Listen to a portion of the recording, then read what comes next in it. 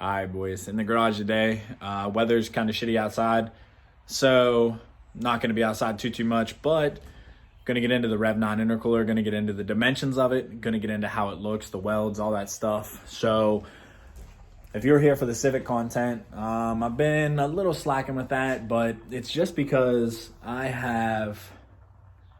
when you tear a car completely apart, like, I'm not trying to make excuses. When you tear a car completely apart and put it back together, you run into so much shit that you don't even think you're going to. It's crazy. I put basically a brand new AEM 320 pump in it, fuel pump, died. Would not pump fuel at all. Had to diagnose that. Put a Walbro 255 back in it. That ended up working. Now it'll bump, but it won't turn over. Anyway, I'm not getting into that. You guys are here for the F150 stuff, but if you're here for the Civic stuff, it's coming. It's just, man, I'm running into so many headaches, and when I put those videos together, I'm hoping they make sense, because I'll record a little bit one day, go the next day. I just hope they make sense, because, God, they're all over the place. But anyway, let me get into this rev9 intercooler. Let me show you guys what it is, and I'm going to show you guys the dimensions. I'm going to show you guys the welds, things I think that are going to be problems. And it's a budget intercooler. That Wagner is like $1,000. You could buy 4 of these for that. So let me get into measuring it. Let me get into showing you guys things I like, things I don't like. All right, so I just got this setting on my four-wheeler. Came in 2 separate boxes. And inside the box, this is pretty much how it's going to be presented. It's going to be wrapped in paper, but that's pretty much it. I will say this. Luckily, none of the fins at all are dented through here or the front side. But the packing was shitty. That's just me being 100% honest, but I guess at the same time, like, if you pack as many of these, I guess you don't really have that issue. But let me go ahead and get this out of the box, and let me show you guys some of the welds.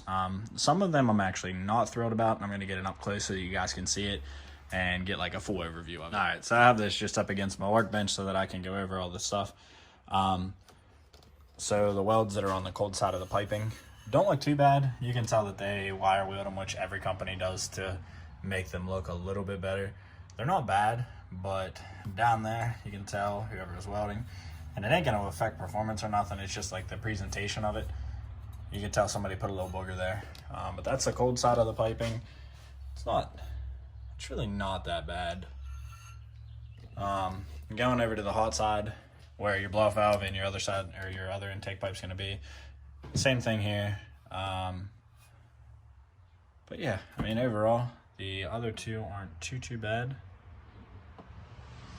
So let me flip it around and show you guys the front of it real quick. So here's the fronts with the intakes. I mean, really, this is the main side that's going to be facing out, which you're not even going to see this much, let alone anything else. But I should probably measure the thickness so that you guys can see that. Let me do that actually real quick for you. All right. So the thickness on the top is 3 inches. End tanks are 2 inches at the lowest point. Obviously it flares out to, it appears to be about 3 inches, but not too bad. I mean, a 3-inch intercooler, I'm not sure what factory is, but in the next video I will show you guys what the factory width is of the factory intercooler before I install this one, so that we can see where the difference is going to be. If you guys know what the factory width is of the intercooler, comment below so that we can discuss that a little bit. There's not a lot of information about this intercooler out there, because it's obviously not your big name like Wagner or nothing like that. But yeah, so this is pretty much just a quick video of the rev9, and the next video I'll probably have it installed tomorrow, I would guess, and show you guys what this compares to against the factory. And then I plan on paying 5-star to have it revised from the tune. I know the catback don't do nothing, but there's so many mixed reviews that people say they do. And then since this will be added, have a revision done before I go with downpipes and turbo. So anyway, guys, so that's kind of going to be it on the intercooler for today. There's just not a lot of information out there about them, so I figured I would go ahead, whip up a quick video, show you guys some of the presentation that they present to you guys. And yeah, just trying to get some information out there, because I've yet to see any YouTube videos about them or anything like that. So this was kind of like me being the test dummy. Hopefully everything fits well, hopefully it performs well, and hopefully my ambient temperature goes down a good bit.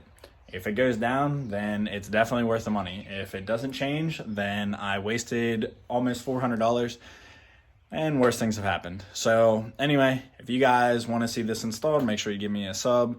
Make sure you give the video a like. It all helps towards the video analytics. And until next time.